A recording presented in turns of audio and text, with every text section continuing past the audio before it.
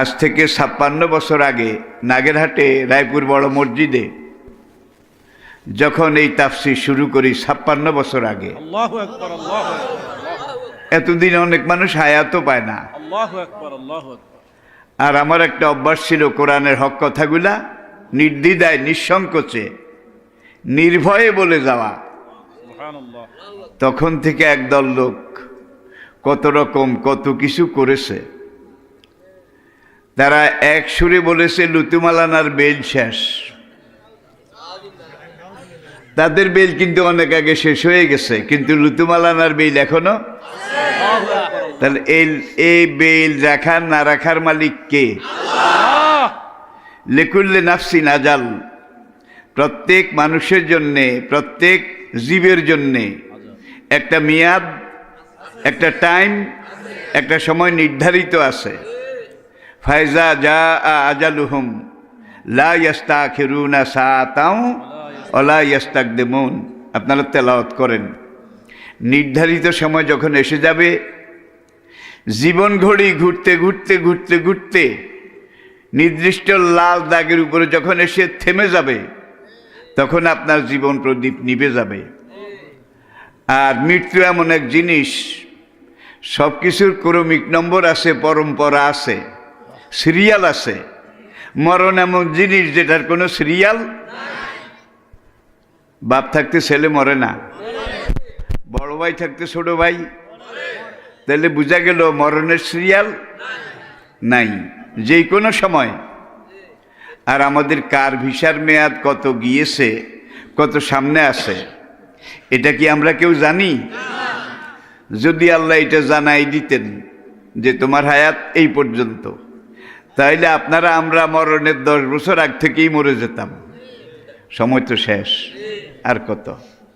এটাকে আল্লাহ এমনভাবে গোপন রেখেছেন, উজ্জ্বল রেখেছেন। মানুষ আশা করে আরো কত বছর বাঁচবো, কত বছর বাঁচবো। বাল তুসিরুনাল হায়াতাদ দুনিয়া ওয়াল আখিরাতু খায়রুন ওয়া আবকা। মানুষের একটা অভ্যাস, সেটা হলো তারা দুনিয়ার জীবনকে গুরুত্ব বেশি দেয়, অগ্রাধিকার দেয়। এটাকেই সব কিছু মনে করে। ওয়াল আখিরাতু, অথচ আখিরাত খায়রুন, এর চাইতে অনেক ভালো। ওয়া আবকা, সেটা চিরস্থায়ী, অনন্তকাল ব্যাপী। পড়ুন আলহামদুলিল্লাহ।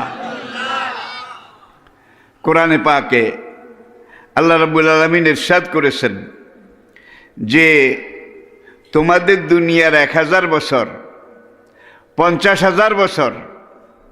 এক জায়গায় আলফা সানাতিন, আরেক জায়গায় খামসিনা আলফা সানাতিন। দুনিয়ার 50,000 বছর, আখেরাতের একদিন। আই রিপিট, দুনিয়ার 50,000 বছরের সমান পরকালের একদিন। আল্লাহু আকবার, আল্লাহু আকবার। আর যে ব্যক্তি হেলায় খেলায় অবজ্ঞা অলসতা করে এক ওয়াক্ত ফরজ নামাজ বিনা ওজরে তরক করেছে, তাকে লাবিসিনা ফিহা আহকাবা।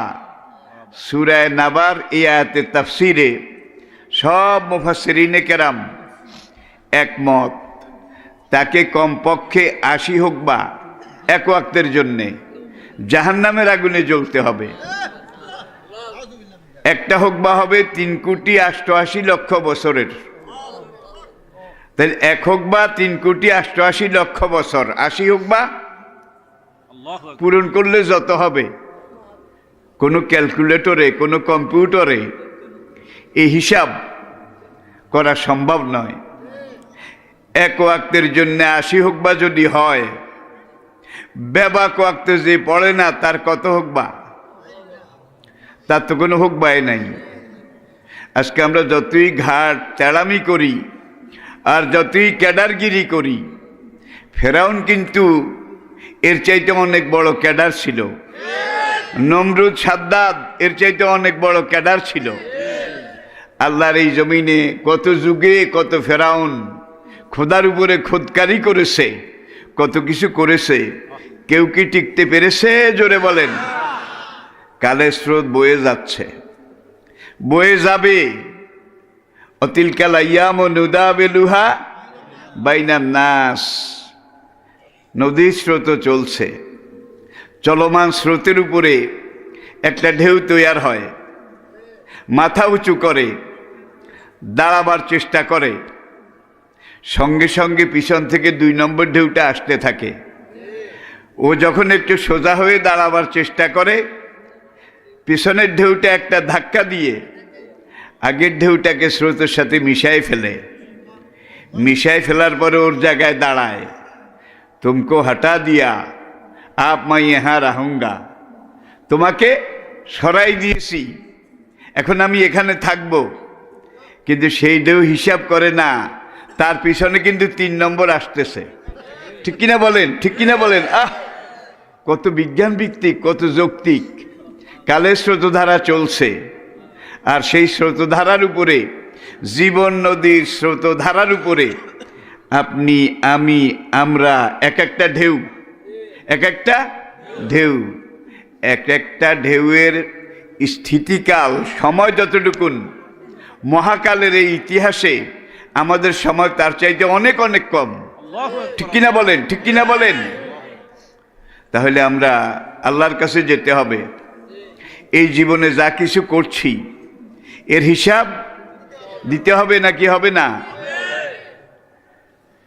বুনিয়াল ইসলাম আলা খামস, দেয়ার আর 5 পিলার্স অব হোলি ইসলাম। এখানে আল্লাহ রাসূল ইসলামের 5টা স্তম্ভ, পিলারের কথা বলেছেন। শাহাদাত লা ইলাহা ইল্লাল্লাহ ওয়া আন্না মুহাম্মাদুর রাসূলুল্লাহ, প্রথম পিলার, প্রথম স্তম্ভ, খুঁটি। ও ইকামাতুস সালাহ, 2 নম্বর পিলার হলো সালাত কায়েম করা। ও ইতাইজ যাকাত, 3 নম্বর যাকাত দেওয়া। সওম রমাদান, রমজান মাস রোজা রাখা। ও হজ্জুল বাইত মান ইসতাতা ইলাইহি সাবিলা, খরচ জোগাড় করা যার পক্ষে সম্ভব, সে যেন জীবনে অন্তত একবার আল্লাহর ঘর হজ করে। এখন আমাদের দেশে অনেক নতুন নতুন পয়সাওয়ালা, তারা প্রত্যেক বছর ওমরা করে, বারবার হজ করে, কিন্তু ডানে বামে সামনে পিছনে কত মানুষ না খেয়ে মরে। হজ একবার ফরজ, তারপরে যতবার করুক সব নফল। আর আশপাশে যারা ভাতে কাপড়ে কষ্ট পাচ্ছে, পাড়া প্রতিবেশী, অফি আমওয়ালিহিম হাক্কুন লিসাইলে অল মাহরুম, তোমার বাজেটে টাকা পয়সা যেটা বেশি হয়েছে, তোমার প্রতিবেশীর বাজেটে সেটা ঘাটতি আছে, তোমার যেটা বাড়তি ওর সেটা ঘাটতি। এখন এখানে ইসলামের অর্থনীতি যেটা বলছে, সেই কথাটার চূড়ান্ত অর্থ হলো, তোমার যে দূর দরকার দূর খাও, যা দরকার তা পড়ো, তোমার স্ট্যান্ডার্ড, তোমার নিজের স্বকীয়তা বজায় রেখে তুমি ভোগ করো, খাও, দাও। এরপরে যেটা উদ্বৃত্ত থাকে সেটা তোমার নয়, সেটা তোমার ডানে বামে সামনে পিছনে যারা গরিব আছে তাদেরকে দিয়ে দাও। তাতে 2টা ফায়দা হবে। 1 নম্বর, তুমি বেশি খেয়ে মরবে না, আর ওরাও না খেয়ে মরবে না। মানুষ না খেলে মরে, বেশি খেলে বোধহয় মরে না। আমি বোধহয় বুঝাইতে পারি নাই। না খেলেও মরে, বেশি খেলেও মরে। সুতরাং বেশি খেয়ে অকালে মরো না। যে দূর না খেলে নয়, এদূর খাও। কদ্দূর? পেটের অর্ধেক রুটি আর ভাত, বাকি অর্ধেক পানি। গেল কদ্দূর? 3 ভাগ গেছে, আর 1 ভাগ এবাদতের জন্য খালি রাখো। আজকে ডাক্তারের কাছে যান, চেক আপ করান। ডাক্তার দেখে টেকে বলে খানা কম খাবেন, ভালো থাকবেন। কি? খানা কম খাবেন, ভালো থাকবেন। 1500 বছর আগে, আরে আমাদের নবী শুধু একজন ইমাম ছিলেন না, নবী ছিলেন as a religious teacher, as a founder, as a ruler, as a leader, as a commander, as a law giver, as a law maker. Mohammad, Allah bless him is the super man of the world.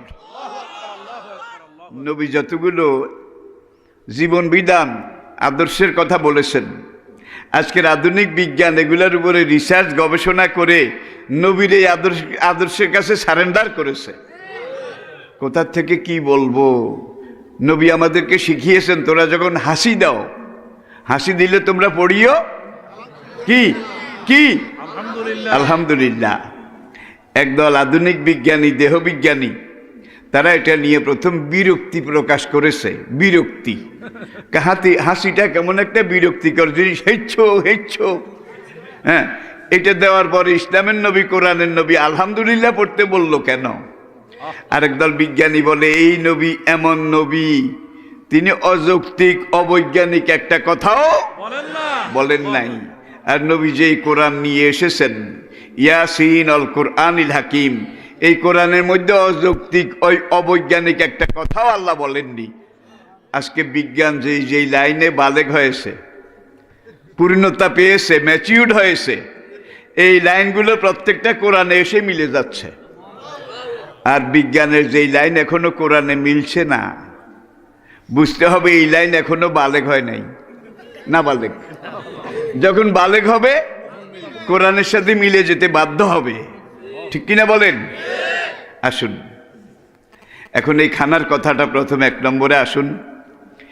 আমরা যেই হাসি দেই এটাকে একটু দেখুন। তখন একদল বিজ্ঞানী বলল এই নবীর কথার মধ্যে যুক্তি আছে, দর্শন আছে, বিজ্ঞান আছে, ফিলোসফি আছে। তোমরা এইটারে হাসিটাকে একটু অ্যানালাইসিস করো, গবেষণা করো। হাসিতে লাভ কদ্দুর আর ক্ষতি কদ্দুর। তারা হাসির উপরে গবেষণা করেছে 16 বছর।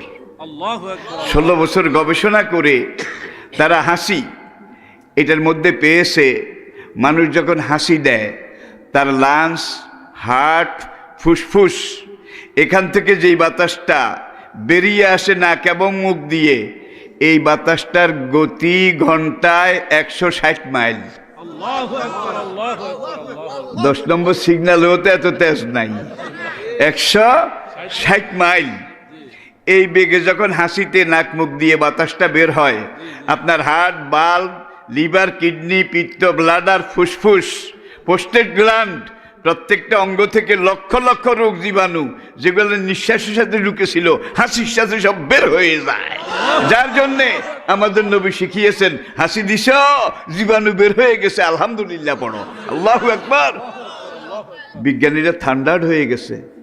1500 বছর আগে একজন অক্ষর জ্ঞানহীন নবী, তিনি এই স্বাস্থ্যবিধি আর লাঞ্চকে এইভাবে হাসি যে ওয়াশ করে, তিনি যে আলহামদুলিল্লাহ খুশির খবর, রোগ জীবাণু বেরিয়ে গেছে, আলহামদুলিল্লাহ পড়ো। আবার নবী শিখিয়েছেন তোমরা যখন হামি দাও, কি হামি দাও, তখন লা হাওলা ওয়ালা কুওয়াতা পড়ো। লা হাওলাটা কিন্তু ডেঞ্জারাস সিগন্যাল, বিপদের বার্তা। তারা আবার এই হামি এটার উপরে গবেষণা করলো, করার পরে তারা দেখতে পেয়েছে যে মানুষ যখন হামি দেয়, হাসিতে বাতাস বের হয়, হামিতে বাতাস ঢুকে, ঠিক কিনা বলেন? হামি দিয়ে হাই তুললে যখন বাতাসটা ঢুকে, এই বাতাসটার সাথে লক্ষ কোটি কোটি ভাইরাস, রোগ জীবাণু ভিতরে ঢুকে।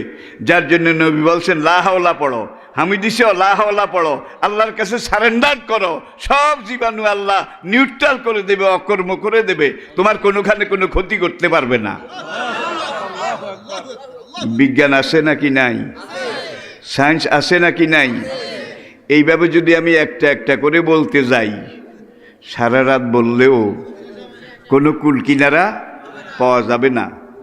আসুন আমরা যে জিনিসটার উপরে অজালা লাকুমুস সামআ ওয়াল আবসারা ওয়াল আফইদাতা কালিলাম মা তাশকুরুন, তুমি বান্দাকে আমি শোনার জন্য 2টা কান দিয়েছি,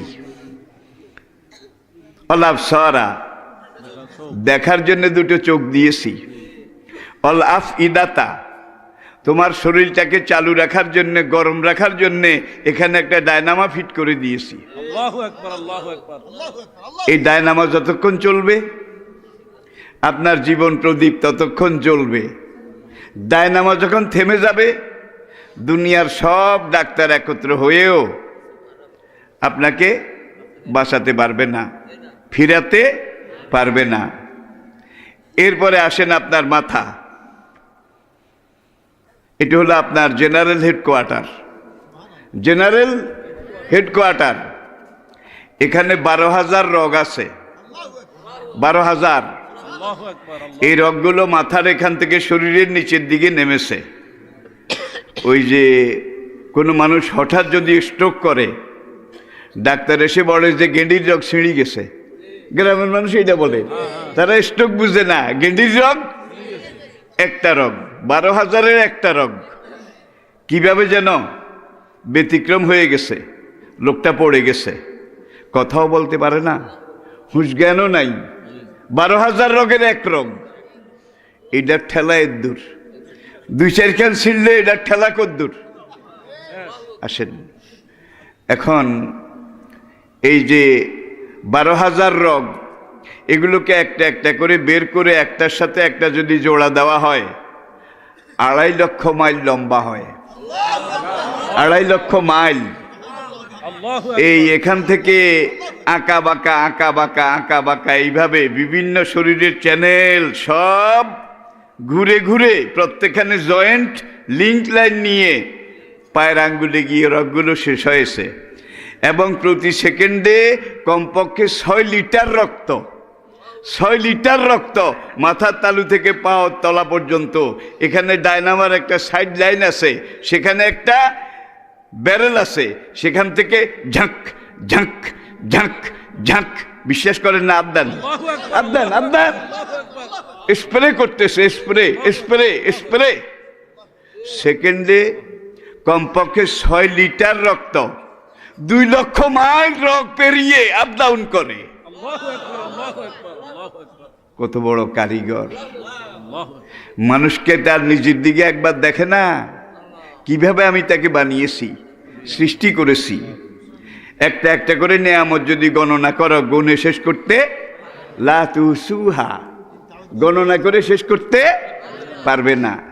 যেই নেয়ামত গণনা করে শেষ করা যাবে না, সেই নেয়ামতের বোধহয় শুকরিয়া আদায় করে শেষ করা যাবে? যাবে যাবে? হায় হায়! রাস্তা দিয়ে বিকেলে বাজারের দিকে যাচ্ছেন, বাজারের ব্যাগটা হাতে আছে, গ্রাম বাংলার আঁকা বাঁকা পথ দিয়ে আনমনে আনমনে আপনি হেঁটে যাচ্ছেন। এই চলন্ত পথে আপনি শুনলেন হঠাৎ রাস্তার বাম দিকে 6 হাত দূরে ছোট্ট একটা লতানো ঝোপের ভিতরে কিসে যেন আওয়াজ করে, ফস ফস ফস, ফোসফোস করে আর কি। শুনেছে কে?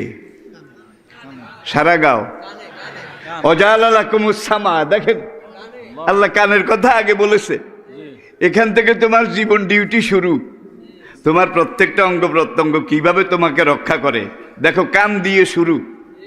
এখন কান শুনলো 6 হাত দূরে কিসে যেন ফুসফুস করে। কান বেচারাকে কানের মালিক শুধু শোনার দায়িত্ব দিয়েছেন, কিসে ফুসফুস করে এটা দেখার যোগ্যতা কানের বোধহয় আছে, কিন্তু মালিক বলে দিয়েছে কানকে। আমার বান্দা যখন পথ দিয়ে চলে দেশে বিদেশে জায়গায় বেজাগায়, তখন ডানে বামে সামনে পিছনে তুমি যদি কোনো ফোসফাস ঠুসঠাস এমন আওয়াজ টাওয়াজ শোনো, কিসে আওয়াজ করছে তুমি যে দেখতে পাবে না, কিন্তু সঙ্গে সঙ্গে তুমি চোখ দুইটার কাছে একটা মোবাইল করে দিও, চোখ দুইটার কাছে একটা মেসেজ পাঠাইয়া দিও যে 6 হাত দূরে কিসে যেন ফুসফুস করে। কান চোখের কাছে মোবাইল করেছে, মোবাইল করার পরে চোখ বোধহয় বলেছে ঠিক আছে, কলটা 2 মিনিট পরে রিসিভ করব। কি চোখ বোধহয় এটা বলছে? আমরা কিন্তু অনেক সময় এমন কাম করি, ঠিক কিনা বলেন? কানের কাছ থেকে মোবাইল পাওয়ার সঙ্গে সঙ্গে চোখ অ্যাকশনে গেল, দায়িত্ব পালন শুরু করলো। ঠিক যেখানে ফুসফুস করে চোখ একবারে ওয়ান টাইম বুঝা গেল। কান যদিও জায়গাটা দেখে নাই, শুধু শুনেছে, কিন্তু কোন জায়গায় ফুসফুস করে, কত ডিগ্রি, কত পয়েন্ট, কত দূরে, কিভাবে, এই জায়গাটা চোখের কাছে মেসেজে ঠিকই পাঠাইছে। যদি না পাঠাইতো তাহলে চোখ একবার ওই দিকে, আবার এই দিকে, আবার ওই দিকে। কি একবার চাইছেন, একবারেই দেখছেন। কান যদিও দেখে নাই, কিন্তু ঘটনার বাড়ি যেখানে ঘটনাটা ঘটতেছে এটা চোখকে ঠিক মতো ইন্ডিকেট করেছে, যার জন্য চোখ একবারেই দেখছে। কুসকুসে কালো তেল তেলে শরীর, বাইন মাছের চাইতে মোটা, 4 হাত লম্বা, মাথাটা এইভাবে বের করে চ্যাপটা করে জিভ লক লক করে, চিনেছেন বোধহয়? সেই বিলাতে লন্ডন জুতে দেখেছিলাম most dangerous snake's of the world, দুনিয়ার বিষাক্ত সাপদের একটা। আপনারা বলেন হানোখাফ, কি কামড় দিলে নিচে 4 মিনিট, উপরে 24 মিনিট, এর মধ্যে আপনার কাম শেষ। এখন কান মেসেজ পাঠিয়েছে চোখের কাছে, চোখ দেখছে এরকম এই, কিন্তু জিনিসটা ভালো না মন্দ, দোস্ত না দুশ্মন, এইটার বিচার করার সিদ্ধান্ত নেওয়ার ক্ষমতা আল্লাহ চোখকে দেন নাই। কিন্তু আল্লাহ বলে দিয়েছেন, আমার বান্দা বাড়িতে ঘরে এখানে ওখানে চলার পথে যদি কোনোখানে কিছু দেখে তুই যদি কানের কাছ থেকে মেসেজ পেয়ে দেখতে পাস জিনিসটা কি, তুই তো বুঝবি না, তুই জেনারেল হেডকোয়ার্টারে একটা মোবাইল করে দিবি, তুই হেড অফিসে একটা মোবাইল করে দিবি। দেখেন এখন চোখ সাপ দেখছে, চোখ এবার ব্রেইনের কাছে মোবাইল করেছে। কিভাবে? কালা কুসকুসা, বাইং মাছের চাইতে মোটা, তেলে শরীর এত বড়, এইভাবে আছে। মাথা কিন্তু সাপ দেখে নাই, চোখের কাছ থেকে মেসেজটা পেয়েছে, ঠিক কিনা বলেন? 1 সেকেন্ড লাগেনি, সে সিদ্ধান্ত নিয়েছে তোর জন্মের শত্রু, যদি একবার কামড় দেয় বাঁচা লাগবে না। এখন বাঁচতে হইলে হাতে লাড়ি ল, আবার লাড়ি লইতে হইবে, এটা হাতের কাছে মেসেজ পাঠাইছে কে? Head office brain. এখন লাড়ি টাড়ি নাই, এবার ব্রেন কয় লাড়ি যখন নাই খাড়াই রিসত দে দৌড়। সে পাও দুইটার কাছে টেলিফোন করেছে, বাঁচতে হইলে দৌড় দে, দিছেন দৌড়। সাপ দেখার কয় ঘন্টা পরে দৌড় দিছেন? কয় মিনিট পরে? কয় সেকেন্ড পরে? গ্রাম বাংলার মা বোনেরা বলে আলাজিলা, খাড়া জিলিক। দেখতে দেরি, দৌড় দিতে দেরি নাই, মাঝখানে কানের ডিউটি, চোখের ডিউটি, দিমাগের ডিউটি, হার্টের ডিউটি, পায়ের ডিউটি। এখন ব্রেন যদি বলতো ঠিক আছে চোখ আমার কাছে একটা মোবাইল করেছে, এই কালো এই, আমি মোবাইলটা 2 মিনিট পরে রিসিভ করব, তাহলে জায়গায় গিয়ে আপনাকে তো দূরের কথা আপনার লাশও খুঁজে পাওয়া যেত না। প্রত্যেকটা অঙ্গ প্রত্যঙ্গ আপনাকে বাঁচায় রাখার জন্যে, টিকায় রাখার জন্য কিভাবে কাজ করছে একটিবার চিন্তা করুন। প্রিয় ভাইরা, দেহতত্ত্ব এটার উপরে আমি আলোচনা করছি না। আবার আসুন, যে কালেমা যে পড়েছে 5 পিলারের 1 পিলার, আল্লাহ ছাড়া কোনো ইলাহ নেই, মুহাম্মদ সাল্লাল্লাহু আলাইহি ওয়াসাল্লাম আল্লাহর রাসূল, এটা যখন মেনেছেন সঙ্গে সঙ্গে আপনার উপরে নামাজ পড়া, সালাত কায়েম করা ফরজ হয়ে গেছে। 2 নম্বর পিলার, ঠিক কিনা বলেন? কাদ আফলাহাল মুমিনুন আল্লাযীনা হুম ফি সালাতিহিম খাশিউন। বেঁচে গেছে ওইসব মুমিন বান্দারা যারা তাদের উপরে ফরজ করা নামাজকে পড়ার মতো পড়েছে। টুকটাক ফুটফাট করে পড়লে হবে না, খাশিউন মা ইতমামে রুকুহা ও সুজুদেহা ও খুশুহা ও খুজুহা। প্রত্যেকটা আরকান আহকাম ঠিকঠাক মতো একেবারে ভালো করে মেনে নামাজকে যারা পড়ার মতো পড়েছে, কাদাফলাহা, নিঃসন্দেহে তারা বেঁচে গেছে। দেখছেন, সফল হয়েছে। আল্লাহ কোরআনে পাকে ইরশাদ করেছেন যে হাফিজু আলাস সালাওয়াত, তোমরা তোমাদের নামাজ সমূহকে হেফাজত করো, ও সালাতিল উস্তা, বিশেষ করে মধ্যবর্তী নামাজ আসর, ও কুমু লিল্লাহে কানিতিন, নিবেদিত প্রাণ হয়ে ভিক্ষুকের মতো আল্লাহর দরবারে দাঁড়িয়ে যাও। ইন্না সালাতা তানহা আনিল ফাহশাই ওয়াল মুনকার। সালাত এমন এক ইবাদত যে সালাত আদায় করে তার অন্যান্য হুকুম আহকামগুলো এই সালাত টেনে টেনে আস্তে আস্তে ঠিক করে ফেলে। সালাত এমন এক সাবান, এটা দিয়ে দৈনিক 5 বার যদি আপনি গোসল করেন, আল্লাহর কসম আপনার কলব, আপনার হার্ট, আপনার বাল্ব, আপনার লিভার, আপনার কিডনি, আপনার প্রোস্টেট গ্ল্যান্ড কোনোখানে একটু ময়লা জমতে পারবে না, একবার স্বচ্ছ নির্মল পরিষ্কার হয়ে যাবে। হাসরের ময়দানে যখন আপনি উঠবেন, আল্লাহ বলবে আমার এই বান্দা দৈনিক 5 বার নামাজের সাবান দিয়ে গোসল করেছে, দেখো তো তার নফসের মধ্যে কি কি ময়লা আছে। ফেরেশতারা বলে লা আল্লাহে, আল্লাহর কসম একবারে ধবল আয়নার মতো পরিষ্কার। হাসরের ময়দানে প্রথম নামাজের হিসাব হবে। নামাজের হিসাবে যারা পাশ করবে, আল্লাহ পাক বলছেন ফাসাফা ইউহাসাবু হিসাবান ইয়াসীরা, নামাজের হিসাবে যারা পাশ করবে তাদের অন্য সব হিসাব আমি আল্লাহ সহজ করে দেব। এখন নামাজি হলেও তো ছোট বড় কিছু না কিছু আছে, কিছু না কিছু বুঝেন।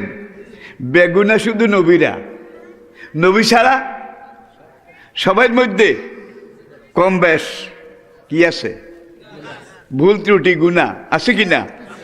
এখন আল্লাহ আহকামুল হাকিমিন, তিনি বিচারের আদালতে বিচারপতির চেয়ারে বসবেন। ফেরেশতারা বান্দা আসামিকে হাজির করে অহস্সেলা মাহফিস সুদূর, তাদের কার ভিতরে কি আছে আমল টামল এগুলো আল্লাহর কাছে ফাইল পুট আপ করবে, মামলার মোকদ্দমার ফাইল পুট আপ করবে। পুট আপ করার পরে যখন নামাজেরটা আগে দেখো, ফেরেশতারা নামাজেরটা বললো, যা বিনা হিসাবে তাকে আমি জান্নাত দিয়ে দিলাম, তার সব গুনাহ মাফ করে দিলাম, 5 ওয়াক্ত নামাজ ঠিক মতো পড়েছে। এরপর নিচে আরও আছে, আরও আছে।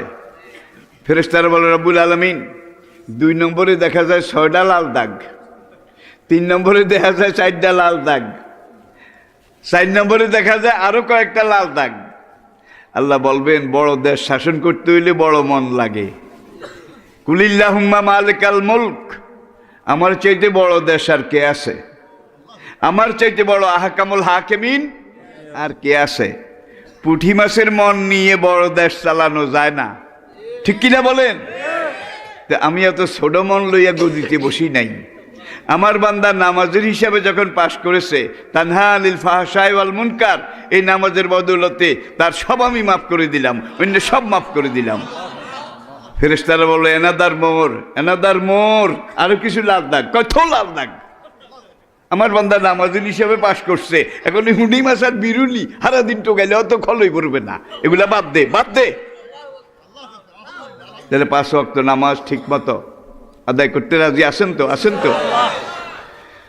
কালা রাসূলুল্লাহ সাল্লাল্লাহু আলাইহি ওয়াসাল্লাম মান তারাকা সালাতা মুতাআম্মিদান ফাকাদ কাফারা, হেলায় খেলায় অবজ্ঞা অলসতা করে বিনা ওজরে 1 ওয়াক্ত ফরজ নামাজ যে তরক করলো, ফাকাদ কাফারা, নিঃসন্দেহে সে কাফেরের পর্যায়ে চলে গেল।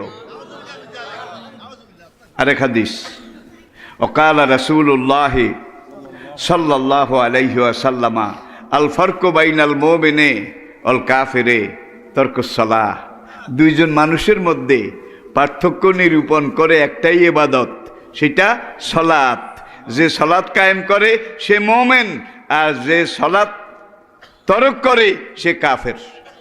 আই রিপিট, আল ফারকু বাইনাল মুমিনি ওয়াল কাফিরি তারকুস সালাহ, মুমিন আর কাফের 2 জন মানুষের মধ্যে পার্থক্য নিরূপণ করে একটাই ইবাদত, সেটা হলো নামাজ। যে নামাজ পড়ে সে মুমিন, আর যে নামাজ পড়ে না সে কাফেরের পর্যায়ে। 5 ওয়াক্তের 1 ওয়াক্তও পড়ে না, কয় নামাজ না পড়লে কি হবে, আমার ঈমান ঠিক আছে। 1 ওয়াক্ত না পড়লে যেখানে কাফেরের পর্যায়ে চলে যায়। আবার নামাজি মানুষ হিসাবে ভুলভ্রান্তি করে তো, করে তো। এখন একজন নামাজি, সে দাড়ি রেখেছে, সে নবীর সুন্নাত টুপি মাথায় দিয়েছে, নবীর সুন্নাত জামা এটা সে ব্যবহার করেছে, এটা হলো আল্লাহর সৈনিক, আল্লাহর খলিফা, তাদের ইউনিফর্ম, ইউনিফর্ম। এখন ইউনিফর্ম ততক্ষণ পর্যন্ত কামে লাগবে যতক্ষণ র্যাবের খাতার লিস্টে আপনার নাম আছে। র্যাবের খাতার লিস্টে যদি নাম না থাকে, আপনি লম্বা জামা এইটা ওইটা পাগড়ি যায় বাঁধেন, শুধু কাম হবে না। দুনা খাওয়ান লাগতো না বোধহয়, দুনা কি মানে খাতায় নাম নাই। এখন আপনার নামাজ তরক করেছেন, খাতা থেকে নাম দুই বন্ধু রাস্তা দিয়ে যায়, দুজন নামাজ পড়ে। এখন একজন আরেকজনকে কয়, ভাই রে, আসলে তো নামাজ পড়ি, কিন্তু যেই নামাজ আমরা পড়ি এই নামাজ দিয়ে আসলে বাসাও যাবে না, আশাও করা যায় না। তখন দ্বিতীয় বন্ধু বলে, বাসাও যাবে না, আশাও করা যায় না, তাহলে পড়িস কেন? কারে ভাই, এই জন্য পড়ি, না পড়লে তো খাতা থেকে নামটাই কাটা যাবে। ঠিক কিনা বলেন? তাইলে আপনার দান নিরাকার কোবাক, কাম বেশি করুক আর ন করুক, আল্লাহ জিজ্ঞাসা করবে আমার কামলাম মাঠে আসেনি, খেতো আসেনি সা। যদি খেতে থাকে, কাম না করলেও হাজিরা আছে, যা এই উসিলা মাফ করে দিলাম। তাহলে আপনি মসজিদের খেতে হাজির হইবেন। নামাজ আপনি যেভাবে যত ভালো করে পড়ার চেষ্টা করবেন। আর কাদ আফলাহাল মুমিনুন আল্লাযীনা হুম ফি সালাতিহিম খাশিউন, এই আয়াতের তাফসিরে আল্লামা জারুল্লাহ জমকশরী রহমতুল্লাহ আলাই খুশু ও খুজু আর সালাতু মেরাজুল মুমিনিন, মুমিন বান্দার মেরাজ হইল নামাজ। পড়েন আলহামদুলিল্লাহ। আলী রাদিয়াল্লাহু তাআলা আনহু খায়বার যুদ্ধে সেনাপতি ছিলেন, আপনারা জানেন। খায়বার যুদ্ধে কামুজ দুর্গ যখন মুসলমানরা অবরোধ করেছিলেন, দুশমন দুর্গের ছাদে উঠে পাথরের গোলা, মেনজানিক এই গোলা নিক্ষেপ করছিল, তীর নিক্ষেপ করছিল মুসলমানদের দিকে। আলী রাদিয়াল্লাহু তাআলা আনহুর পায়ে থোড়ার ভিতরে একটা তীর, বিষ মিশানো তীর, এটা ঢুকে গিয়েছিল। মুসলমানদেরকে আল্লাহ বিজয় দিলেন, ইহুদিদের পতন হলো। সাহাবায়ে কেরাম ক্যাম্পে ফিরে আসলেন, আলী রাদিয়াল্লাহু তাআলা আনহু আসলেন। মদিনায় ফিরে আসার পরে ওই তীরটা ভিতরে, গোশতের থোড়ার ভিতরে কিন্তু রয়ে গেছে। ধরলেই চিৎকার দেয়। একে তো তীর, আরো বিষ মাখানো, ধরাও যায় না, ছোঁয়াও যায় না, পা ফুলে কলা গাছের মতো মোটা হয়ে গেছে। আল্লাহর নবীর সাহাবী আম্মার ইবনে ইয়াসির রাদিয়াল্লাহু তাআলা আনহু, তিনি এসে বললেন, ইয়া রাসূলুল্লাহ হাযা বালু আলী, ওগো আল্লাহ রাসূল, আপনার জামাই আলীর এই অবস্থা। কয়েকদিন আগে খায়বার যুদ্ধে পায়ের থোড়ার মধ্যে, গোশতের মধ্যে তীর ঢুকেছে, বিষাক্ত তীর খোলা যায়নি, এত ব্যথা। তোমরা চেষ্টা করেছো? তীরে হাত দিলেই চিৎকার দেয়, এত ব্যথা। হুজুর তখন বললেন, এইভাবে পারবে না, তোমরা একটু গোপনে পাহারায় থাকো। আলী কোন সময় নামাজের নিয়ত করে। আল্লাহু আকবার। তাফসীরে লেখে, মসজিদে নববীর বারান্দায় জামাতের আগে সাইয়েদনা আলী রাদিয়াল্লাহু তাআলা আনহু আসরের 4 রাকাত সুন্নতে জায়েদার নিয়ত করলেন। নিয়তের সঙ্গে সঙ্গে আলী কিন্তু মেরাজে চলে গেছে। ফাতা বেলালুন ওয়া আম্মারুন বিসিকিনা, আম্মার এবং বেলাল দুই সাহাবী একটা ধারালো ছুরি নিয়ে আসলেন। আলী নামাজে দাঁড়িয়ে কেরাত পড়তেছেন, একজনে তীর টেনে ধরলেন, আরেকজনে পোষায় পুরা গোশত কেটে ফেললেন। কেটে তীরটা বাইর করে এনে নবীজির কাছে জমা দিলেন। হ্যাঁ, নবীজি এখন জিজ্ঞাসা করে, তোমরা যখন তীর অপারেশন করে টান দিয়ে বের করছিলে, আলী কি নামাজের মধ্যে চিৎকার দেয় নাই? তখন আম্মার রাদিয়াল্লাহু তাআলা বললেন, আল্লাযী নাফসি বিয়াদিহি, চিৎকার দেওয়া তো দূরের কথা, ওই আল্লাহ জাতে পাকের কসম করে বলছি যার হাতে আমার জীবন। আলী যখন নামাজ শেষ করলো, এখানে হাত দিয়ে ঘষে আর কয়, আজকে কয়েকদিন একটা তীর এখানে এত কষ্ট দিল, এত ব্যথা, তীরটা কোথায় গেল? আম্মার আর আলী রাদিয়াল্লাহু তাআলা আনহুমা বলেন, আপনি যখন নামাজের নিয়ত করেছিলেন, গোশত কেটে আমরা তীরটা বের করে ফেলেছি, আপনি টের পান নাই?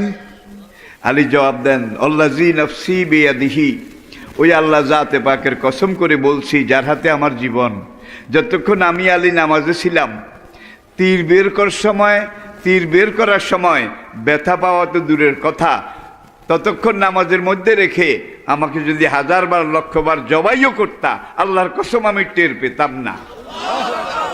মুমিনের নামাজ। আর আমরা নামাজের নিয়ত করলে অন্য সময় গাও খাই যায় না, নামাজের নিয়ত করলে চুলকায় বেশি। ঠিক কিনা বলেন? অন্য সময় দুনিয়াদারির কথা বেশি মনে পড়ে না, নামাজের নিয়ত করলে সই মুড়াগার কি অবস্থা, ছাগল গা কোনায় বাঁধি থুয়ে আসি, জানি কি হয়, মানে একেবারে আগর মগর, ঠিক কিনা বলেন? এগুলো হবে। যেই ঘরে মাল আছে, চোর ডাকাত সেই ঘরের দিকে কিন্তু বেশি ডুমাডুমি করে। এক সাহাবী এসে বললেন, ইয়া রাসূলুল্লাহ, অন্য সময় ঘর সংসারের কথা বেশি মনে হয় না, যখনই নামাজের নিয়ত করি একটা লাইন ধরে শিকল ধরে ঘর সংসার দুনিয়াদারির কথা মনে আসে। হুজুর তখন বললেন, তুমি আল্লাহর শুকর করো, তোমার ঘরে মাল পানি আছে, যার জন্য ইবলিস শয়তান বারবার তোমার ঘরে হানা দিতে চায়, এইটা মনে করায়, ওইটা মনে করায়, এইটা মনে করায়। এটা স্বাভাবিক। যখন মনে হবে তখন তুমি আল্লাহর দিকে রুজু হও। যতবার ওরা ঢুস মারবে তুমি আল্লাহর দিকে রুজু হও। যতবার রুজু হবে আল্লাহ তোমাকে জিহাদের সওয়াব দান করবেন। তাহলে নামাজে এইটা ওইটা সেটা মনে হইল, মন খারাপ করার কোনো কারণ নাই। আল্লাহ হাসরের দিন শেষ মাস বলবে, বদলা খেতে আসিল কিনা ক মসজিদে আইছিল কিন্তু গা খাই যাইছে, আর এই কথা মনে করেছে, কয় না মসজিদে আসছে, উসিলা মাফ করে দিলাম। প্রিয় ভাইরা,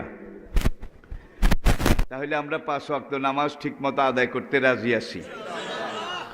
শুধু আদায় করলে হবে না, আর একটু কথা আছে, ওর কাউ মার রাকিন, অন্য রুকুকারীদের সাথে লাইন বেঁধে একত্রে দাঁড়িয়ে তোমরা রুকু করো।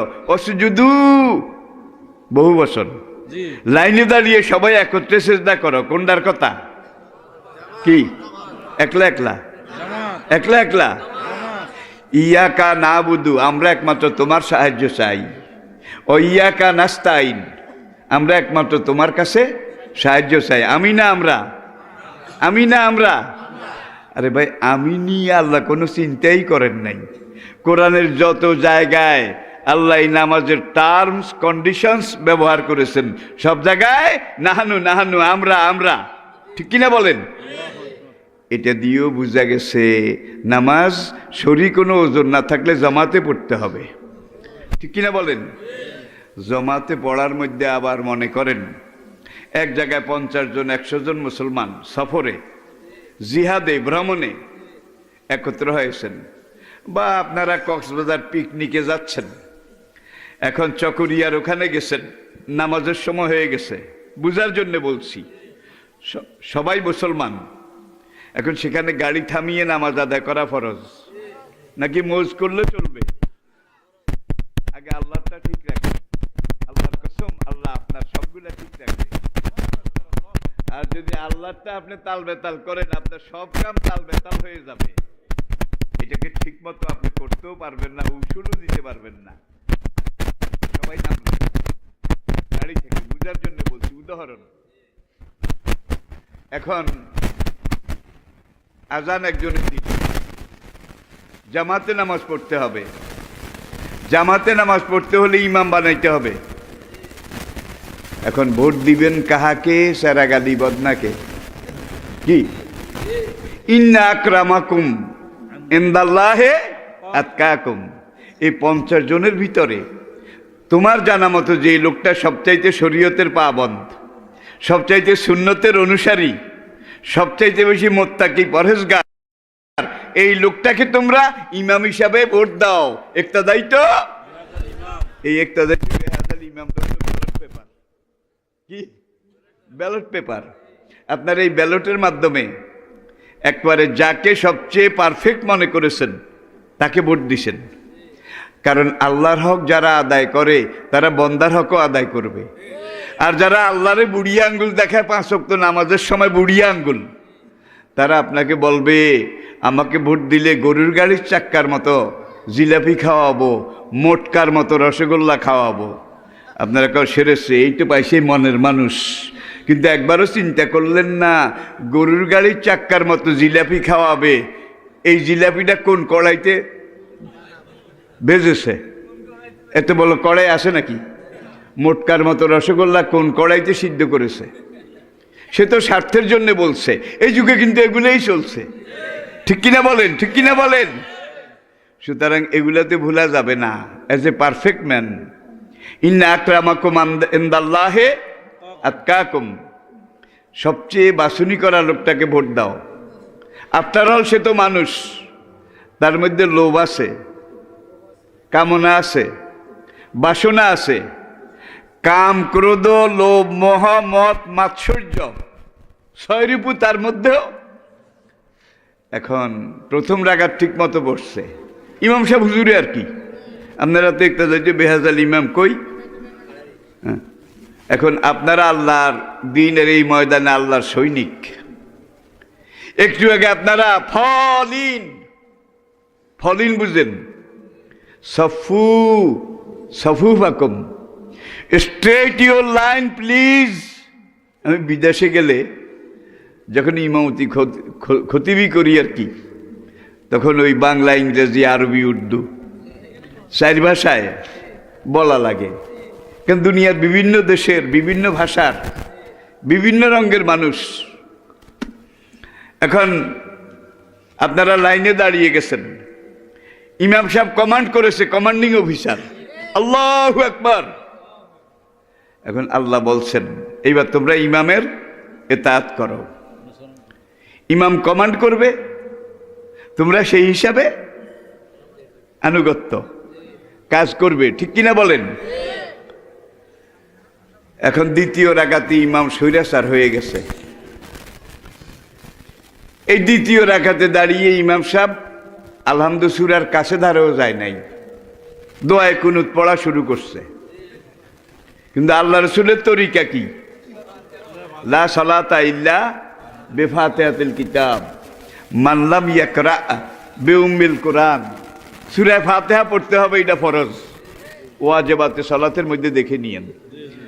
এই বেটা এখন সূরা ফাতিহার কাছেও যায় নাই, দাঁড়িয়ে দোয়া কুনুত পড়ে। এখন আপনারা মুক্তা দিয়ে একটু আগে ভোট দিছেন, এখন আপনারা দাঁড়িয়ে দাঁড়িয়ে যদি বলেন যার পাপে তারে খাবে, আমার কিছু আসে যায় না, তাইলে বোধহয় আপনাদের দায়িত্ব পালন হবে? জোরে কর। একটু আগে আপনারাই ভোট দিছেন, এখন আপনাদের উপরেই আল্লাহ আবার ওই স্বৈরাচার ইমামের বিরুদ্ধে আন্দোলন করা ফরজ করে দিয়েছে। পিছন থেকে কয়েকজন বলল আল্লাহু আকবার, এই আন্দোলন শুরু স্বৈরাচার ইমামের বিরুদ্ধে। আল্লাহু আকবার। হুজুর, এটা কিন্তু কথা ছিল না, কথা ছিল আল্লাহ রসুলের তরিকা অনুযায়ী আমাদেরকে কমান্ড করবেন, আমরা আপনার আনুগত্য করব। এটা হলো নামাজের মুসল্লা। আপনি সূরা ফাতিহা বাদ দিয়া যে দোয়ায়ে কুনুত পড়ে নিলে তো আল্লাহ রসুলের তরিকা না, তাড়াতাড়ি লাইনে আসেন, তা নইলে অসুবিধা আছে। ইমাম সাহেব পাত্তা দেয় না, ভোট তো দিয়েই ফেলাইছে, যাবেটা কোথায়? এইবার 15-20 জন আরো জোরে কি আল্লাহু আকবার। কি হুজুর, কানে যায় না? তাহলে গণতন্ত্র জোরদার হচ্ছে, স্বৈরাচারের বিরুদ্ধে আন্দোলন মজবুত হচ্ছে। কি শিখায় নামাজ, কি শিখায়? এইবার ইমাম কল্লা ঘুরিয়েছে, কারণ লোকমা একটু জোরে হয়েছে, কড়া। এখন সামান্য একটু ভড়কে গেছে, মুসল্লিদের দিকে দাঁড়িয়ে বলে, মুসল্লি ভাইয়েরা, কিছুক্ষণ আগে আপনারা সবাই ইক্তাদাইতে বেহাজাল ইমাম বলে 4 রাকাত ফরজ নামাজের ইমামতির জন্য আমাকে ইমাম নিযুক্ত করে ইমামতির ম্যান্ডেট দিয়েছেন। নির্বাচিত ইমামের বিরুদ্ধে যারা আন্দোলন করে, লোকমা দেয়, তারা নামাজের শত্রু। এই কথা বলার পরে আপনারা লোকমা বন্ধ করে দেবেন? আচ্ছা আসেন, আসতেছি। আবার এই যুগে কিছু ইমাম কিন্তু ক্যাডার নিয়ে হাঁটে, ক্যাডার সঙ্গে করে চলে। আপনারা যখন জোরদার লোকমা দিয়েছেন, মোসওয়ালা ক্যাডার 2-3 জন এত বড় এক ছুরি বাইর করছে, 10 ইঞ্চি বাইর করে বলে, নির্বাচিত ইমামের বিরুদ্ধে যে টু শব্দ করবে তার জিহ্বা কেটে ফেলবো। এবার কিছু মুসল্লি কয়, লোকমা তো 2 বার দিছিলাম, আর একবার দিতাম চাইছিলাম, দেশ খারাপ, সময় খারাপ, জান বাঁচান ফরজ, এখন আর লোকমা দেওয়া যাবে না। আমাদের অধিকাংশ মুসলমান কিন্তু এই টাইপের হয়ে গেছে, ঠিক কিনা বলেন? ঠিক কিনা বলেন? হ্যাঁ, এরা মুনাফিক। জোরে বলেন, এরা কি? জোরে বলেন, এরা কি? মুনাফিক কিন্তু কাফেরের চাইতে খারাপ। ইন্নাল মুনাফিকিনা ফিদ দারকিল আসফালি মিনান নার। আল্লাহ পাক কত ডাইরেক্ট কথা বলেছেন দেখুন।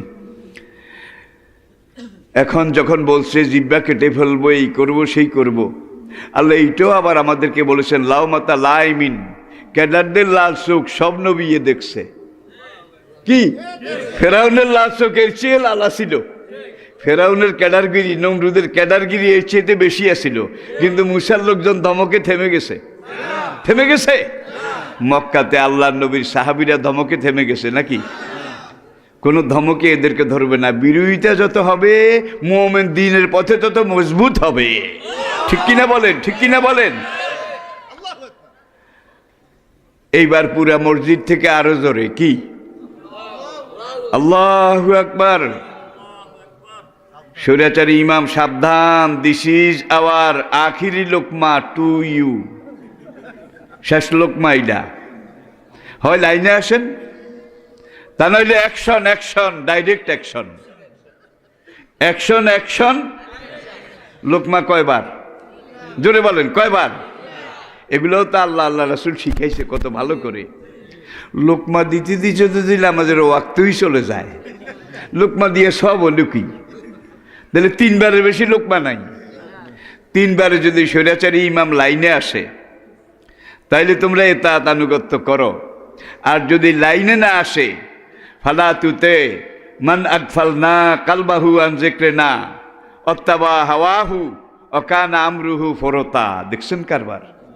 ওই ইমামের আনুগত্য করা যাবে না যে ইমাম লোকমা দেওয়ার পরেও সঠিক পথে আসে না। ঠিক কিনা বলেন? আর রাসূল ইরশাদ করেছেন এই আয়াতের ব্যাখ্যা, লা তাআতা লিমাখলুকিন ফি মাসিয়াতিল খালিক। আল্লাহর হুকুমের বিরুদ্ধে কোন স্বৈরাচারী নেতার আনুগত্য করা যাবে না। দেখেন নামাজ কি শিখায়, শুরু থেকে একটু মিলান না, কি শিখায় আমাদেরকে। আল্লাহু আকবার। এইবার আর লোকমা নাই, 3 বারে লোকমা শেষ। এইবার পিছন থেকে মুসল্লি একজন, ডাইন পাও জায়গায় থাকবে, বাম পাও 1 কদম আগাবে। দোনো পা আগালে কিন্তু আমলে কাসির হবে, তাইলে ওইবার নামাজ শেষ হয়ে যাবে। নামাজও বাঁচাইতে হবে, স্বৈরাচারের বিরুদ্ধে অ্যাকশন নিতে হবে, যার জন্য এক ঠ্যাং জায়গায় থাকবে, আরেক পাও সামনে 1 কদম এগিয়ে ডাইন হাতে খপ করে। সব তাফসীরকারক লিখেছেন খপ্পরটা খুব জোরে হইতে হবে, যাতে স্বৈরাচারী ইমাম বুঝে বাপ রে বাপ, যেই জোরে খপ্পর করেছে বুঝা যায় নরম হাতে ধরে নাই। এটা দিয়ে আল্লাহ শিখাচ্ছেন স্বৈরাচারের বিরুদ্ধে যে আন্দোলন হবে এটা গাউসুল কানা আন্দোলন হবে না, অ্যাকশন আবল হবে। ঠিক কিনা বলেন? বাগদাদ সুপ্রিম কোর্টের chief justice Kazi Abu Yusuf, he was the chief justice of the supreme court of Baghdad. তিনি তার কিতাবুল খারাজের মধ্যে লিখেছেন, যদি জামা পুরা নয় ইমাম সাহেবের, তাহলে চামড়া সহ ধরলে ভালো হবে, কারণ জামা পুরা নইলে কিন্তু টানের লগে জামা ছিঁড়ে আবার জায়গায় যাবে। আমি কি বুঝাতে পেরেছি? এইভাবে টেনে ধরে মুসল্লির কাতারে এনে ছাড়া যাবে না, ধরে রাখা ফরজ, ছাড়লে আবার যাবে। যার জন্য ডাইন হাতে স্বৈরাচারকে ধরে রাখবে, আর বাম হাতে কথা বলা যাবে না, জেহাদও করতে হবে আর নামাজও বাঁচাইতে হবে, কথা বলা যাবে না। বাম হাতে একজনকে ইশারা করে ইমামের জায়গায় পাঠাইতে হবে। এই লোকটা যখন ইমামের জায়গায় গিয়ে দাঁড়িয়ে যাবে তখন স্বৈরাচারকে ছেড়ে দিয়ে হাত বাঁধবে, কারণ এখন আর যাওয়ার জায়গা নাই। ফিল আপ দি ব্ল্যাঙ্কস, শূন্যস্থান। এইবার যাকে ঠেলে দিছেন এ কিন্তু নির্বাচিত ইমাম না, ইনারে কয় কেয়ারটেকার ইমাম, অন্তর্বর্তীকালীন ইমাম। মিলেনি? মিলে তো। দেখেন নামাজ কি শিখায়। আল্লাহু আকবার, আল্লাহু আকবার। এখন এই কেয়ারটেকার ইমামের দায়িত্ব হলো কোরআনের সংবিধান আর কোরআনের ব্যাখ্যা, হাদিসের সংবিধান ক খ গ, এখানে ধারা উপধারার মধ্যে যেইভাবে লেখা আছে সেইভাবে বাকি নামাজটা কোরআন হাদিসের সংবিধান অনুযায়ী আদায় করে দিয়ে শেষ করে দিয়ে নিজের বাড়ি ঘরে চলে যাওয়া। এমন কেয়ারটেকার ইমামও দেখছি, এক কেয়ারটেকারে 90 দিনের বদলে কয়েক বছর। দেখেন নাই বোধ হয়। আবার তারা আমাকে কইছে বেশি করে আলু খান, ভাতের উপর চাপ কমান। মনে আছে? আমি যখন টেকনাফ আলিয়ার প্রিন্সিপাল, যেখান থেকে আমি অবসর গ্রহণ করেছি, তখন টেকনাফ উপকূলে সাগরের পাড়ে অমাবস্যার জো ছিল, সাগরের জোয়ার বেশি ছিল। এই জোয়ারের সাথে অনেক অনেক মাছ উপরের দিকে পানির সাথে, আর বঙ্গোপসাগরের জোয়ার আসতে যেতে সময় লাগে না, কিন্তু সলাৎ করে ভাটা হয়ে গেছে, পানি নেমে গেছে, ছোট মাছগুলা নেমে গেছে, বড় সাইজের একটা মাছ চড়ায় আটকে গেছে। পানি শুকিয়ে যাওয়ার পর ওই বেচারা আর নামতে পারেনি, ওই চড়ায় আটকা পড়ে মরে কাত হয়ে পড়েছিল, কাত হয়ে। সকালবেলা গ্রামের ওই গরিব মানুষেরা, ছোট ছোট ছেলে মেয়েরা সাগরের পাড়ে ঝিনুক, শামুক, কাঁকড়া এগুলো সংগ্রহের জন্য প্রতিদিন ঝাঁকে ঝাঁকে আসে, আজকেও এসেছে। ওদের নজর শামুক ঝিনুকের দিকে। যখন একটু কাছে আসছে, সামনে তাকিয়ে দেখে যে কালো, মিশমিশে কালো বিশাল এক পাহাড় দেখা যায়।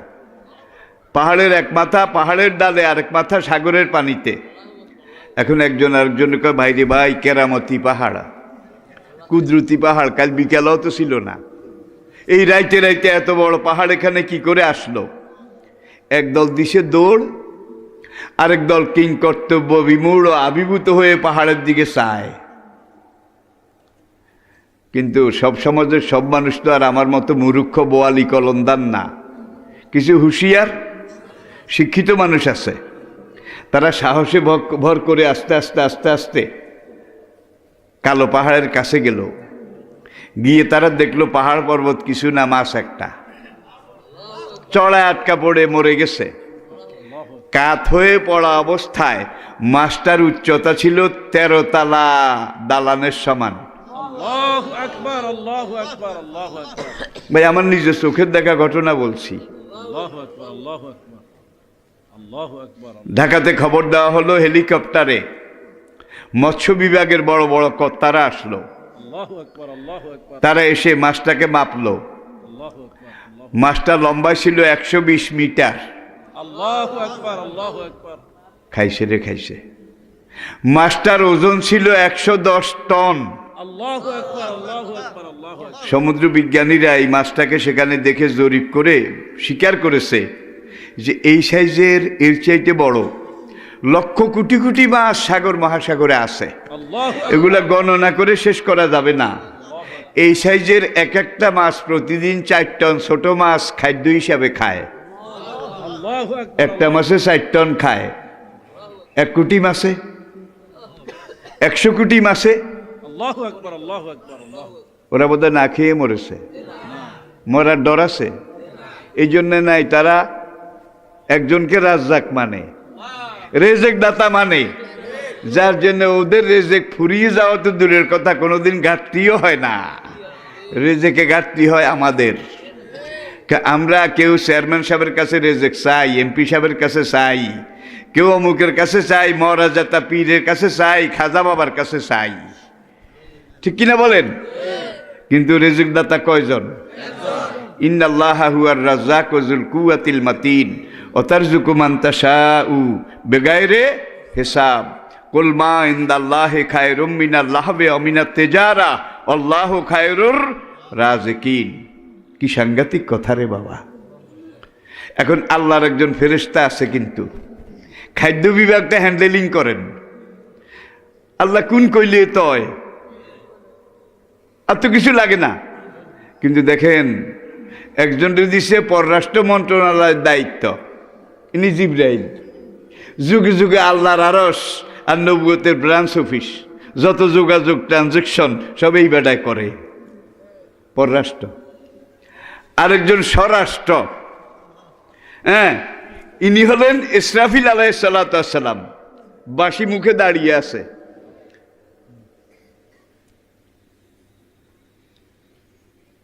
আদম থেকে কিয়ামত পর্যন্ত যত মানুষ এসেছে আসবে, বাঁশিটাতে এতগুলো ছিদ্র আছে। 7 তাবক আসমান জমিন, পাহাড় পর্বত, শান, সূর্য, গ্রহ, নক্ষত্র, এই সব মিলিয়ে এগুলার ওজন যেদূর হবে, বাঁশিওয়ালার বাঁশিটার ওজন তার চাইতে 70,000 গুণ বেশি। বাঁশিটার এক মাথা মাশরিক আর এক মাথা মাগরিব। আল্লাহু আকবার, আল্লাহু আকবার। অনন্ত বিশ্বচরের এই মাথা থেকে সেই মাথা, সে তার ডাইন হাত বাঁশির গোড়ায়, বাম হাত বাঁশির মাঝখানে, আল্লাহু আকবার। এইভাবে মুখের সাথে বাঁশিটা লাগিয়ে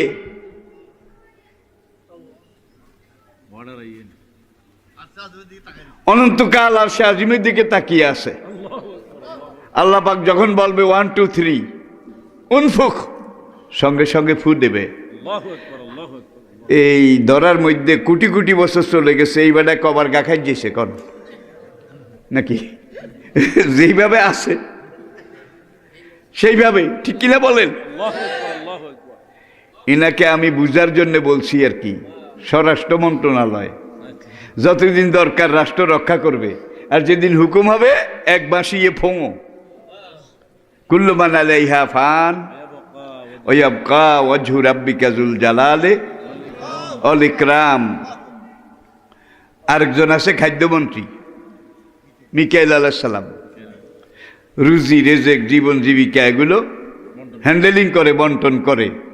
আল্লাহ একলা হইলে কোন কইলে সব পারে, তারপরও এনারাতে দায়িত্ব দিয়ে কইছে দেখ আমি একলা সব পারি, তারপরও দায়িত্ব ভাগ করে দিলে কামের শৃঙ্খলা বাড়ে। তোদেরকে শিখানোর জন্য আমি এইভাবে ভাগ করে দিলাম। আবার কেউ এটা মনে করি না আল্লাহ বোধহয় একলা কুলিয়ে উঠে না, যার জন্য এদের হাতে নাউজুবিল্লাহি মিন যালিক আমাদেরকে শিখাইছে। আর যদি কোনো দেশে ওয়ান ম্যান কমান্ড, বড় ছোট মাঝারি মাজ্জা সাজ্জা যত মেয়ে আছে সব কয় যেটা কইব। ফেরাউন নমরুদ সাদ্দাদের দিকে তাকান, তাদের এই অবস্থা ছিল, ঠিক কিনা বলেন? আর খাদ্য বিভাগ যে দেখে মিকাইল, সে বোধহয় কোনো একদিন সাগরের কিনারে এসে পানির কাছে মুখ নিয়ে 4 টন এক বেলায় খাওয়া মাছ ওদেরকে লক্ষ্য করে বলেছে, বেশি করে শ্যাওলা খান, মাছের উপর চাপ কমান। কইছে না? জোরে কর। ওখানে চাপ কমানোর দরকার নাই, রেজেকের কোনো অভাব নাই। কোনো একটা ইতর প্রাণী, সুন্দরবনের বাঘ, জঙ্গলের হরিণ না খেয়ে মরে নাই, রেজেকেও কষ্ট পায় নাই। আজকে আমাদের মানুষের কারণে ওরাও রেজেকে কষ্ট পাচ্ছে, ঠিক কিনা বলেন? আমরা পাহাড় আগে কেটে সাফা করেছি, এখন পাহাড়কে মেশিন দিয়ে কেটে কেটে পাহাড়ের মাটিগুলা পর্যন্ত নিয়ে বিক্রি করে দিচ্ছি। আমি কি বুঝাতে পেরেছি? এই যে মাত্র কিছুদিন আগে আমি Malaysia, Indonesia, Singapore, south Korea, Japan, একেবারে আমুদরিয়া পর্যন্ত গেছি। সেখানে পাহাড়কে তারা কিভাবে সংরক্ষণ করেছে আল্লাহ! একটা বালুও তো নামতে দেয় না, গাছ রে গাছ। জাপানে বাঁশ বেশি, আবার বাঁশ, হ্যাঁ, বিশাল বিশাল গাছ পড়ে আছে, শুকিয়ে যাচ্ছে। গাড়ি দিয়ে সেখান দিয়ে যাচ্ছি, আমি বলে এত গাছ পাহাড়ের ভিতরে পড়ে আছে, জ্বালানি দারুয়া দরকার না, কেউ নেয় না। কারণ কয় না ঢুকা নিষেধ, আইনে ঢুকা নিষেধ, কেউ ঢুকে না, ঢুকা নিষেধ। আর আমাগুলো নিষেধ করলে আরো বেশি করি, ঠিক কিনা বলেন? আরেকটা এলাকায় গেলাম, ফুজি, জাপানের একেবারে এক প্রান্তে সবচেয়ে বড় পাহাড়, জঙ্গল, পাহাড় বন বনানি। এখন দেখি যে হরিণ গাড়ির সামনে দিয়া খালি দৌড়াদৌড়ি করে, হরিণ রে হরিণ। বলে এত হরিণ হাজারে হাজারে, কাতারে কাতারে, কেউ মারে না, ধরে না? কয় না আইনে নিষেধ, যার জন্য কেউ মারেও না, ধরেও না। আর আমাদের সুন্দরবনে হরিণের গোস্ত সহ চোর কোন দিন ধরা না পড়ছে কন? বাঘের চামড়া সহ চোর কোন মাসে ধরা না পড়েছে কন? হরিণও শেষ, বাঘও শেষ। আর বাঘটা, সুন্দরবনটা এখনো ছোট হইলেও কিছু আছে, কিন্তু এখান থেকে রওনা করেন টেকনাফ পর্যন্ত যান, পাহাড় সবগুলা বেলদা মাথা, আল্লাহর কসম কিচ্ছু নাই, কিচ্ছু নাই। সুন্দরবনে এখন অল্প থাকলেও কিছু আছে, একটাই কারণ সেখানে বন বিভাগের মানুষ প্রহরী আছে, আর আল্লাহ নিযুক্ত করা রয়্যাল বেঙ্গল টাইগার আছে, যার জন্য ইচ্ছা মতো কাটতে পারে না। আর মানুষ অফিসার বনরক্ষী, তাদেরকে ঘুষ দেওয়া যায়, কিন্তু বাঘেরে, যার জন্য সুন্দরবনটা এখনো কিছু আছে। আর ভারত তার নিজের দেশে কয়লা দিয়ে এখন কোনো বিদ্যুৎ কেন্দ্র করে না। উড়িষ্যাতে করতে চেয়েছিল, ভারতবাসী দাঁড়িয়েছে না, কয়লা পরিবেশ নষ্ট করে, জীবজন্তু মরে যায়। এখন সেই কয়লার বিদ্যুৎ কেন্দ্র বাগেরহাট আমাদের রানী হালাইছে। এটা আপনারা বোধহয় শুনেন না, শুনছেননি?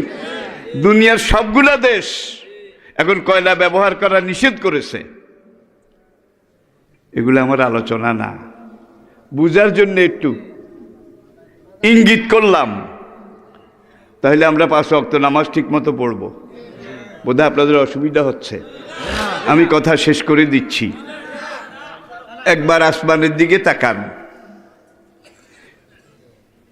খালাকা সাবা সামাওয়াতিন তেবাকা, 7টা ছাদ তোমাদের মাথার উপরে তিনি তৈয়ার করেছেন। সুম্মাস্তাওয়া ইলা সামায়ে ফাসাওয়াহুন্না সাবা সামাওয়াত। কোরআনে এইসব আয়াতে বোঝা যায় বিল্ডিংটা 7 তালা।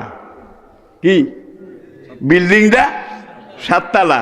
এইটাও আবার আপনি জানেন 4 তালা এক নবী আছে, 6 তালা আর এক নবী আছে, 2 তালা আর এক নবী আছে। নবী মেরাজের আসা যাওয়ার সময় তাদের সাথে, তাইলে দেখা যায় তালা ভিন্ন ভিন্ন আছে। আমরা হইলাম এই 7 তালা দালানের একবারে গ্রাউন্ড ফ্লোর। কোনটা? নিচের তালার বাসিন্দা।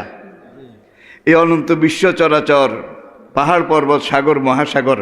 ও জাইয়ান্না সামা আর দুনিয়া বেমাসাবিহ, চন্দ্র সূর্য গ্রহ নক্ষত্র, অগণিত মিল্কি ওয়ে, অগণিত গ্যালাক্সি, সব 7 তালা বিল্ডিংয়ের ছাদের নিচে। অনন্ত কোটি নক্ষত্র, যেগুলো দুনিয়াকে জীবিত রাখে। আর এই গ্রহ নক্ষত্র এগুলোকে জীবিত রাখে একটা মহানক্ষত্র, সেটার নাম হলো সূর্য। আরবিতে আল্লাহ সূর্য সম্পর্কে সূরা নাজিল করেছেন আশ-শামস। কি? আশ-শামস, দি সান, সূর্য। আর তিনি বলছেন সূর্যকে আমি বানিয়েছি দিয়াআন, জ্বলন্ত এক প্রদীপ। ইজা শামস কুব্বেরাত, এমন একদিন আসবে সূর্য তার আলোক উজ্জ্বল হারিয়ে নিভে যাবে। বিজ্ঞানীগণ রিসার্চ গবেষণা করে স্বীকার করেছে সূর্যের আলো দিন দিন কমতেছে। কমতে কমতে এমন এক পর্যায়ে আসবে যেদিন আর সূর্যের বাতি জ্বলবে না। আর এই সূর্যের কারণেই কিন্তু দুনিয়ার সবকিছু ঠিক আছে। 1 সেকেন্ড সূর্য নাই, দুনিয়ার কিচ্ছু নাই, সব শেষ হয়ে যাবে। বিজ্ঞানীরা, মহাশূন্য গবেষকরা গবেষণা করে সর্বশেষ যেটা বের করেছে আজকে আধুনিক এই বিজ্ঞানের যুগে, সূর্যের টেম্পারেচার সেরা যাও ও হাজা, উত্তপ্ত প্রদীপ্ত একটা জ্বলন্ত অগ্নিশিখা হলো সূর্য। বিজ্ঞানীরা সূর্যের উপরে গবেষণা করে বের করেছে সূর্যের টেম্পারেচার 30 কোটি ডিগ্রি সেলসিয়াস। 2200 ডিগ্রিতে লোহা গলে, পাকা ইস্পাত লোহা। 2200 ডিগ্রি তাপ দিলে গলে পানি হয়ে যায়। 30 কোটি ডিগ্রিতে কি গলে? খাইছে। আর এই সূর্যটা হাইড্রোজেন গ্যাসে জ্বলছে, হাইড্রোজেন গ্যাস। প্রতি সেকেন্ডে 30 কোটি টন হাইড্রোজেন গ্যাস সূর্যের জ্বালানি দারুয়া হিসাবে লাগে। সেকেন্ডে 30 কোটি টন। আমি ওই আয়াতের তাফসীর করতেছি। অজালনা সেরা যাও ও হাজা, আল্লাহু আকবার। সেকেন্ডে 30 কোটি টন হাইড্রোজেন গ্যাস। আর হাইড্রোজেন গ্যাস হলো দুনিয়ার সবচাইতে মারাত্মক বিষাক্ত গ্যাস। আপনারা জানেন দ্বিতীয় মহাযুদ্ধে জাপানের হিরোশিমা নাগাসাকি এই দুইটা শহরে আমেরিকা হাইড্রোজেন বোমা ব্যবহার করেছে। এই কিছুদিন আগে জাপান সফরে আমি সেখানেও গেছি। আর জাপানিরা হলো দুনিয়ার মধ্যে সবচাইতে বেশি টেকনিশিয়ান, গবেষক। শুধু ইলেকট্রনিক্স কি, গাড়ির বাজার কার হাতে? জাপানের গাড়ি না গেলে আমেরিকা অচল, ব্রিটেন, জার্মানি, ফ্রান্স অচল। টয়োটা আমাদের দেশে বেশি, যেই গাড়ি টয়োটা কারখানায় দেখতে গেলাম, প্রতি 20 সেকেন্ডে একটা গাড়ি বাইর হয়, প্রতি 20 সেকেন্ডে একটা গাড়ি বাইর হয়, তাই মিনিটে 4টা। আবার আরেকটা গেট আছে, ওখান দিয়ে টয়োটা আরেক মডেল, সেখানেও 20 সেকেন্ডে একটা। আরেক গেটে টয়োটা আরেক মডেল, এক এক গেট দিয়ে এক এক মডেলের গাড়ি বের হয়, প্রতি 20 সেকেন্ডে একটা। জাপানের নিজস্ব লোহা নাই, এক তোলাও নাই, নিজেদের কোনো জ্বালানি, গ্যাস, ডিজেল, অকটেন এগুলোও নাই। তারা লোহা ভারত থেকে নেয়, আমেরিকা থেকে আনে, আর গ্যাস মধ্যপ্রাচ্য থেকে আনে। লোহাও বিদেশ থেকে আনে, গ্যাসও বিদেশ থেকে আনে। আজকে দুনিয়ার সব তথ্য প্রযুক্তির বাজার, কলকবজা, লোহা সবকিছু জাপানের হাতে। পুরা দুনিয়া জাপানের হাতে জিম্মি। আর আমরা নিজেদের গ্যাস দিয়া নিজেদের চুলা জ্বালাইতে কষ্ট হয়, ঠিক কিনা বলেন? তাহলে ঘাটে ঘাটে আমাদের দুর্গতি। আর জাপানের সততা যদি না থাকতো, তাইলে এই বিদেশ থেকে জিনিস এনে পুরা দুনিয়ার মার্কেট দখল করা এটা সম্ভব? চুরি কারে কয় তারা জানে না। আর আমাদের ইসলামিক ফাউন্ডেশনের ডিজি, শুকর আলহামদুলিল্লাহ, গত 10 বছরে 10,000 কোটি টাকা একলা যাব বলছে, 10,000 কোটি টাকা। দাড়ি টাড়ি টুপিয়ের দুরুস দেখলে মনে করবেন হুজুর দি গ্রেট, কিন্তু দয় আল্লাহর কোনদিন মাদ্রাসার বারান্দা দিয়েও আনবে না। বড় বড় পদ এই জন্য পাইছে, হাতে মেন সেরুমিয়া গো একজন, মেন সেরুমিয়া। আর এই মেন সেরুমিয়ার কারণে আমাদের সব শেষ, সব শেষ। এটা আমার আলোচনার বিষয় নয়। জাপানিরা 50 ফিট মাটি, এই বোমার সেই জায়গা থেকে মাটি খুঁড়ে প্রশান্ত মহাসাগরে নিয়ে ফেলে আরেক জায়গা থেকে ভালো মাটি এনে এই গর্ত ভরাট করেছে।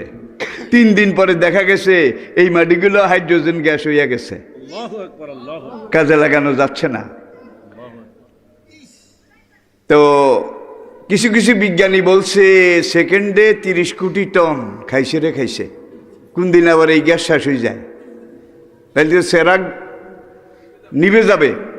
কাছে আশেপাশে রিজার্ভ আছে কি না এটা দেখো।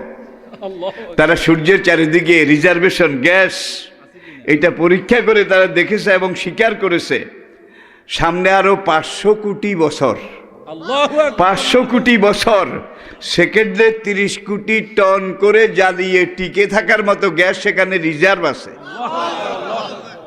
বেরে বেশ যেতে রাতি হেতে বুঝে, যেতে হালে হেতে বুঝে, ঠিক কিনা বলেন? তিনি যত বড় তার সৃষ্টিটাও তত বড়, ঠিক কিনা বলেন? এই যে 30 কোটি ডিগ্রি সেলসিয়াস উত্তাপে জ্বলতেছে গম গম গম গম, আর কোনোখানে আগুন লাগলে আপনারা দেখবেন ঠুসঠাস ফুটফাস, টিন ওই দিকে যায়, গাছ ওই দিকে যায়, ফুটে। এটাকে বলে বিস্ফোরণ। আগুনের তাপে বিস্ফোরণ। সূর্যের এখান থেকে প্রতি সেকেন্ডে লক্ষ লক্ষ বিস্ফোরণ ঘটে।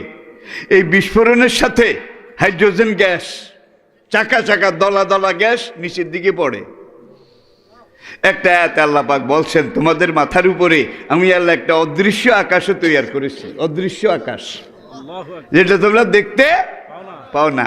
বিজ্ঞানীরা এটাকে পরীক্ষা নিরীক্ষা করে মহাশূন্য গবেষণা করে এই অদৃশ্য আকাশ, অদৃশ্য ছাদ, তারা 2টা জিনিস পেয়েছে। একটা হলো গ্রিন হাউস এফেক্ট, শিক্ষিত ভাইয়েরা বুঝে গেছেন। একটা হলো গ্রিন হাউস এফেক্ট, আর একটা হলো ওজোন স্তর। ওজোন স্তর। সূর্য থেকে হাইড্রোজেন গ্যাসগুলা নিচের দিকে জমিনের দিকে পড়লে ওই গ্রিন হাউস এটার পুরু হলো 133 মাইল পুরু। এর উপরও ওজোন স্তর, সেই স্তরটাও 133 মাইল। আল্লাহু আকবার, আল্লাহু কারণ এত বড় বড় জিনিস হাইড্রোজেন গ্যাস দিন রাত পড়তেছে। আর যখন এখানে আসে গ্রিন হাউস এফেক্ট আর ওজোন স্তরে আসে, এখানে আল্লাহ আলা কুল্লি শাইইন কাদিরের এমন এক মেশিন তৈরি করে রাখছে। গ্রিন হাউস এফেক্ট আর ওজোন স্তরে হাইড্রোজেন গ্যাসগুলো এটার মধ্যে আসলে, এটার মধ্যে আল্লাহ এমন একটা শক্তি রেখেছে, এখানে এটাকে সাকলি করে, ছাঁকার পরে অক্সিজেনগুলোকে পৃথিবীর দিকে পাঠায়, হাইড্রোজেনগুলোকে প্রশান্ত মহাসাগরের দিকে পাঠায়। প্রশান্ত মহাসাগরে আল্লাহ এমন এমন জায়গা তৈরি করে রেখেছে যেখানে হাইড্রোজেন গ্যাসগুলা ওখানে গিয়ে পড়লেই সাগরের পানির সাথে বিলীন হয়ে যায়, কোনো অ্যাকশন থাকে না। আল্লাহু আকবার, আল্লাহু আকবার। ভাই আল্লাহর কুদরত এটা কইতাম গেলে ইয়াল্লাই ওই বুড়াকালে ভাই এক ঠ্যাং তো কবরে। তারপরেও আলহামদুলিল্লাহ পুরা দুনিয়া থেকে ফোন আসে, পুরা দুনিয়া থেকে দাওয়াত আসে। আল্লাহু আকবার, আল্লাহু আকবার। তো আল্লাহ পাক যেন এই কোরআনকে বুঝার, আর কোরআনকে একটু তালি করে আপনি যদি বুঝেন তাহলে দেখবেন কত মজা, সুবহানাল্লাহ। কত মজা। ইয়াসিন আল কোরআনিল হাকিম একটা সূরা আছে, আল হাদিদ, আল হাদিদ, দি আয়রন, দি আয়রন। ১,৫০০ বছর আগে আরবের লোকেরা লোহা ব্যবহার করত সামান্য, তীর, বর্ষা, ধনুক, তলোয়ার, কি জি, এগুলা এছাড়া। কিন্তু আল্লাহ কোরআনে বলছেন ওয়ানজালনাল হাদিদ ফিহে বাসুন শাদীদ, আমি লোহা সৃষ্টি করেছি। এই লোহা না হইলে তোমাদের দুনিয়ার কোনো কাজ চলতো না। আল্লাহু আকবার, আল্লাহু আকবার। আজকের কল কবজা মেশিনারি কিসের তৈরি? লোহা তৈরি, একবারে বৈদ্যুতিক তার থেকে শুরু করে যত যন্ত্রপাতি কিসের তৈরি? মহাশূন্যে যায় রকেট কিসের তৈরি? লোহা তৈরি, সাগরের ট্রলার, নৌকা, লোহা তৈরি, বড় বড় জাহাজ, যুদ্ধ জাহাজ, লোহা তৈরি। বোমা, ভিতরে হাইড্রোজেন গ্যাস বোমার ভিতরে, আর কভারিংটা এমন লোহার তৈরি যেটা কোনো অবস্থাতে যেন বাস্ট না হয়। না হয়। এইভাবে আমরা যদি এখন দেখতে যাই, আর এই লোহা এটা দিয়ে ব্যবহারিক জিনিস, মনে করে ইঞ্জিন তৈরি করতে হলে এই লোহাকে গ্যাসের আগুনে পুড়তে হবে, পুড়ে নরম করতে হবে, নরম করে একটারে গোল বড়ির মতো, এটার নাম বেয়ারিং। বেয়ারিং এটা না হইলে ইঞ্জিনের চাকা ঘুরে না, ঠিক কিনা বলেন? আবার আগুনে পুড়ে একটারে লম্বা করি বানায়, মাথাটা একটু চ্যাপটা করে, এটার নাম নজেল। আবার আরেকটা লোহাকে পুড়ে এইভাবে গোল একটা চাকার মতো বানিয়ে দাঁত দাঁত দাঁত দাঁত দাঁত, এটার নাম ক্রাঙ্কশিট। ক্রাঙ্কশিট দেখেন ইঞ্জিনের এক একটা পার্ট, এক একটা কাজ। কিন্তু লোহাও আল্লাহর, আগুনও আল্লাহর। যেই গ্যাস দিয়ে লোহাকে কাজে লাগায় সেটাও আল্লাহর। আল্লাহু আকবার, সুতরাং উড়োজাহাজে রকেটে চললে শুকরিয়া আদায় করা দরকার কার? জোরে বলেন কার? আজকের বিজ্ঞান অনেক কিছু করেছে, অনেক কিছু। পুরা দুনিয়া সব বিজ্ঞানীকে আমি চ্যালেঞ্জ করলাম, ভাই এত এত বড় কিছু, এত কিছু করেছ, তোমরা একটা বুটের ডাল, এটা যদি না পারো একটা মুসুরির ডাল বানাও। পারবে বোধ হয়? তাইলে গোল আলু এটা বোধহয় পারবে? আল্লাহর বানাই না গোল আলু, এটা ছুরি দিয়ে কাটে, মেশিন দিয়ে কাটে, পাতলা পাতলা করে কেটে শুকায়, শুকাইলে আলুর সিপ, কাটলে আলুর তরকারি, গুললে আলুর ভর্তা, নিরামিষ হইলে আলুর গাড়ি, আর আরেক রকম চ্যাপটা চ্যাপটা হইলে আলুর চপ। মূল আলু ডাকার, আগুন ডাকার, আর যেই কড়াইয়ের মধ্যে ভাজেন লোহা ডাকার। আহা, লাইন শাকারতুম লাযীদান্নাকুম ওয়া লাইন কাফারতুম ইন্না আযাবি লাশাদীদ। আল্লাহর এত নিয়ামত আমরা ভোগ করতেছি, 5 ওয়াক্ত নামাজের মাধ্যমে আমরা আল্লাহর নিয়ামতের শুকরিয়া করতে রাজি আছি তো? আসি। সবাই আত্মায়াতের কায়দায় বসুন, 2 মিনিট মুনাজাত।